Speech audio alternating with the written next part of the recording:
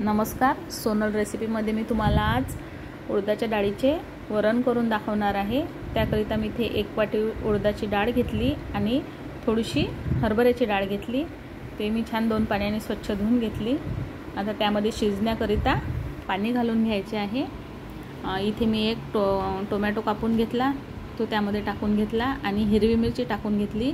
हे वरण मी हिरव्या मिरचीचेच करणार आहे, त्यामुळे मी भरपूर एवढी हिरवी मिरची घालून घेतलेली आहे चवीनुसार। आता आपण कुकर गॅसवर ठेवूया। आता जोपर्यंत कुकर शिजतो तोपर्यंत इकडे फोडणीची तयारी करून घ्यायची आहे। इथे मी एक गंज ठेवला। आता तिथे तेल टाकून घेतलेलं आहे। तेल गरम झाल्यानंतर 1 चमचा मोहरी घालून घ्यायची, 1 चमचा जिरे घालून घ्यायचे आणि कांदा घालून घ्यायचा। कांदा छान असा फ्राय होऊ द्यायचा। आता इथे कढीपत्ता घालून घ्यायचा। अतिशय सोप्या पद्धतीने हे मी तुम्हाला वरण सांगणार आहे।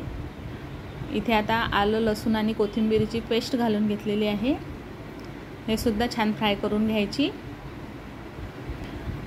आता इथे छान कांदा सर्व फ्राय झाला। इथे आता थोडीशी कसुरी मेथी घालून घेतलेली आहे। 1 चमचा एवढी हळद घालून घ्यायची आणि 2 चमचे धने पावडर घालून घेतली आणि थोडासा गरम मसाला घालून घेतलेला आहे।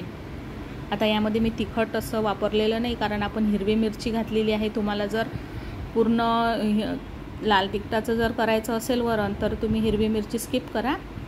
आता इथे मी शेंगदाणे खरपूस भाजून घेतले आणि थोडीशी जाडसर याची अशी कूट करून घेतलेलं आहे, ते सुद्धा यामध्ये टाकलं। याने वरणाची टेस्ट खूप छान, म्हणजे खाताना खूप छान लागतात ते दाणे असे दाताखाली आले की। आता थोडंसं पाणी घालून घ्यायचं आणि आपला थोडासा मसाला असा हा शिजू द्यायचा आहे 2 मिनिट। आता इकडे आपण कुकर बघूया। आता कुकर आपला काढून घेतलेला आहे मी। इथे छान शिजलेलं आहे वरण। आता हे छान असं मिक्स करून घ्यायचं, म्हणजे टोमॅटो आणि मिरची छान त्यामध्ये मिक्स होते। असं मिक्सरने मिक्स करून घ्यायचं।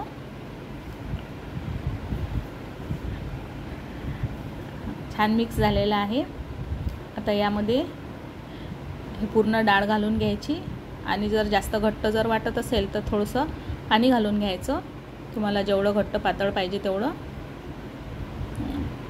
आणि याला एक अशी उकळी येऊ द्यायची आहे। एकदम सोप्या पद्धतीचं हे वरण आहे, अगदी कमीत कमी साहित्यातच बनते, पण खूप छान अशी टेस्ट याची लागणार आहे। त्यामध्ये मीठ घालून घेते।